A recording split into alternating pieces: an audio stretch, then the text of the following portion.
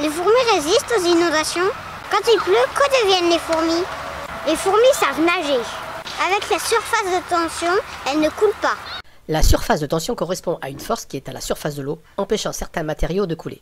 On peut observer cette force au niveau des pattes de la fourmi, par exemple. Elles peuvent rester longtemps sans respirer.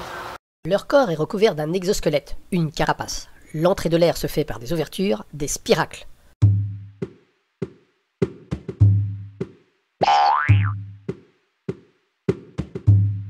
Mais parfois, leur nid reste longtemps inondé.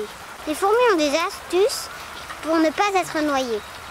Quelques stratégies. Certains nids ont des chambres qui restent sèches même lorsque le sol est inondé. Les bulles d'air sont stockées à l'intérieur. Cardiocondyla elegans, par exemple, tapisse les salles d'une substance sécrétée avec son anus. Les salles sont étanches. Des nids sont dans des sols sablonneux. L'eau ne reste pas, elle est drainée. Les fourmis profitent des bulles d'air emprisonnées. C'est le cas sur les plages, par exemple. Le nid peut être dans le bois, avec des tiges creuses comme le roseau ou le bambou. Les colonies restent dans les loges.